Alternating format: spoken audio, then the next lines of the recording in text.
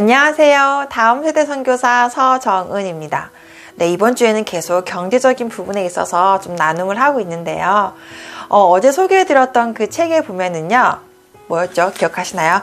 뚱뚜루뚱뚱뚱뚱뚱. 네, 크레글 목사님의 5가지 부의 비결이라는 책입니다. 여기에 보면은 이제 이런 내용들이 나와요. 유대인들이 굉장히 경제적인 부분에 대해서도 그렇고 또 사회적인 지위에도 그렇고 굉장히 뛰어난 실력들을 발휘하고 있습니다. 그 원리가 나와 있는 조금 구절이 있더라고요. 어떤 내용이었냐면요.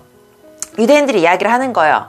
너희 그리스도인들은 예수님이 오신 그 이후의 생활들을 믿기 때문에 너희는 너무나도 구약을 조금 무시하는 경향이 있고 너무나도 신에게 치우친 삶을 살고 있는 것 같다. 너는 예수님이 모든 것들을 다 용서하셨기 때문에 삶에 대해서 굉장히 자유롭게 사는 것 같다.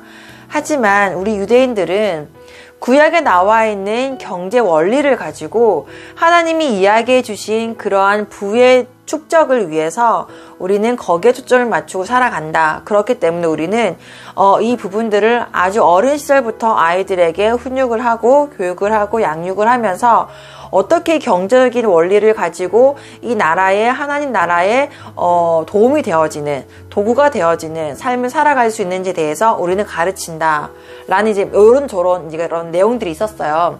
근데 그 내용을 보니까 참 유대인들은 구약에 나와 있는 진짜 하나님이 이야기해 주셨던 그런 이야기들을 가지고 경제적인 딱 확실한 가치관을 세우고 살아가더라고요. 그래서 어린 시절부터 아이들에게 투자하는 방법을 가르쳐 주고요. 투자하는 목적을 가르쳐 주면서 이 아이들이 돈을 어떻게 써야 되는지를 많이들 부모님을 통해서 배운다고 해요. 그런데 우리나라는 어떤가요? 여러분들은 어떠세요? 아이들에게 용돈을 줄 때에도 이 돈이 사용되어지는 그러한 루트들, 그런 경로들에 대해서 많이들 관심을 가지고 가르쳐 주고 계신가요? 사실 많은 아이들이요, 그냥 저희 때까지만 해도 이제 지폐, 동전을 가지고서 우리가 계산을 했잖아요. 그래서 엄마 지갑에서 용돈을 받을 때에도 지폐를 받고 동전을 받고 엄마도 지갑에서 지폐가 없을 때는 엄마 지갑에 돈이 없다라고 이렇게 생각을 했었는데 요즘 아이들은요. 크레딧 카드, 그냥 체크카드, 카드 하나만 있으면 다 그냥 계산을 하는 걸 다 알아요. 그래서 사실 거스름돈을 받는 거, 이 돈이 어떻게 흘러와서 얼만큼의 돈을 가지고 어떻게 사용해야지는 대해서는 조금 그런 개념이 조금 약한 것 같더라고요. 그냥 카드만 내면은 물건을 교환해 주는 것 같은. 그래서 아이들이 놀이를 할 때도요, 명함 같은 네모난 그냥 종이만 있으면은 계산을 하는 거야. 자, 이거 계산해 주세요. 또 애들이 그냥 만들어요. 무슨 카드에서 엄마 이거 나 과자 먹고 싶어요. 나 이거 사주세요. 이렇게 돈을 내는 것처럼 카드를 내더라고요. 이것처럼 아이들이 이 돈에 대한 개념이 너무 좀 더 자유로워진 그런 세대에 살고 있는 것 같아서 더 우리 아이들에게 이 용돈을 받고 이 돈을 쓰는 거에 대해서 좀 가르쳐 줘야 된다라는 생각이 좀 들더라고요. 때로는 조금 고학년에 있는 아이들에게는 우리 집에 들어오는 인컴이 수입이 이 정도 되는데 우리는 엄마는 이 부분에 대해서 요만큼을 우리 생활비로 쓰고 있어. 그렇기 때문에 우리는 이것들을 아껴서 이렇게 사용을 해야 되는 거야. 라고 이야기를 조금 하면서 엄마 돈 없으니까 너희가 못 사줘. 하고 이번 주 안 돼. 다음 달 돈 들어오면 해줄게. 아빠 보너스 받으면 이거 사줄게. 이렇게 그냥 넘겨버리는 게 아니라 진짜 이 돈을 가지고 정말 엄마 아빠가 힘겹게 이 돈을 벌었지만 이 돈이 가치 있게 쓰여졌으면 좋겠어. 무조건 쓰지 않고 모으는 것만이 중요한 게 아니라 이 돈이 가치 있게 쓰이기 위해서 너희가 이것들을 어떻게 썼으면 좋겠어 라고 이제 가르쳐 주어야 될 것 같아요. 자, 그러면 어떻게 써야 되는지에 대해서 우리가 조금 생각을 해봐야 될 거 아니에요. 사실 저희 집 아이들은 아직 좀 어려요. 그런데 저는 이제 아이들에게 용돈을 받거나 어디 할머니 할아버지 또 설날 세뱃돈을 받게 되면은 그 돈을 이렇게 잔돈으로 바꿔서 아이들에게 좀 나눠주거든요. 그래서 어떻게 하냐면은요, 이렇게 한번 보여드릴게요. 보이시나요?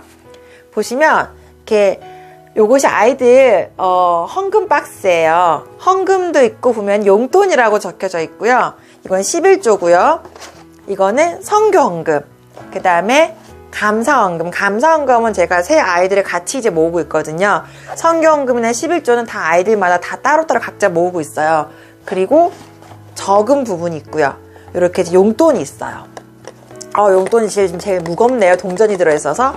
네, 이게 뭐냐면 아이들이 예를 들어서 한 아이당 10,000원씩 용돈을 받거나 아이가 3명인데도 꼭 1명, 2명만 있을 경우에 나머지 애들 못 받고 이제 그 1명만 대표적으로 받을 때가 있잖아요. 그러면 그 아이들에게 꼭 그 중에 10분의 1을 떼서 11조를 하고요. 또 10분의 1을 감사원금을 하고 또 10분의 1을 선교원금을 해요. 그리고 남은 금액을 반 나눠서 반은 저금을 하고 반은 용돈에다가 넣어둡니다. 그래서 진짜 아이들이 갖고 싶은 장난감이 있을 때에는 자기 용돈에서 꺼내가지고 보태서 쓰기도 하고 또 자기가 정말 먹고 싶은 게 있을 때에는 이 용돈에서 꺼내서 동생들을 사주기도 하고 함께 사용을 하기도 해요.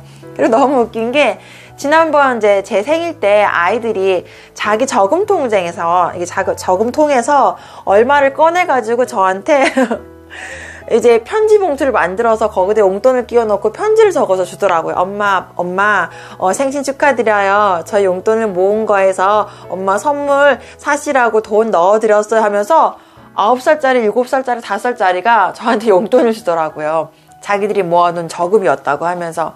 그렇게 아이들이 돈을 조금 아직은 아이들이 그 돈을 가지고 사고 싶은 걸 마음껏 산다거나 슈퍼를 간다거나 하진 않지만 그래도 돈을 쓸 때에는 어떻게 지출이 되어지고 어떻게 수입이 되어지는 과정들을 조금 아이들에게 가르쳐주고 있거든요. 그리고 최근 같은 경우는요, 지금 선교원금 통장이 지금 거의 비어 있어요. 저희 이제 동기 목사님 중에 갑작스럽게 수술을 하시게 되는 가정이 있었거든요. 그래서 그 가정에 수술비를 보태고 싶어서 저희 아이들이 자기들이 모았던 선교원금 통을 다 걷어가지고 그 돈을 그 목사님께 전달해 드린 적이 있었어요. 그래서 아이들에게 진짜 우리가 선교하는 마음으로 하나님 나라를 위해서 이 돈이 어떻게 쓰여져야 되는지 이런 부분들을 따로 돈을 떼놓고 나니까 너희가 헌금하고 싶을 때, 너희가 마음을 전하고 싶을 때 이렇게 쓸 수 있는 거란다.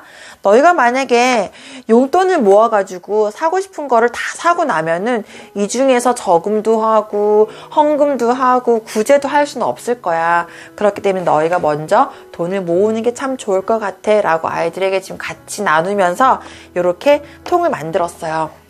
괜찮죠? 네, 여러분도 나이가 좀 있다고 하더라도 아이들에게 이 돈을 그냥 카드만 쥐어줄 것이 아니라 이 돈을 어떻게 써야 되는 것인지 좀 구체적으로 나누고 이것들을 아이들이 실천할 수 있게끔 하면 참 좋을 것 같아요. 네, 오늘은 여기까지 하겠습니다. 바이.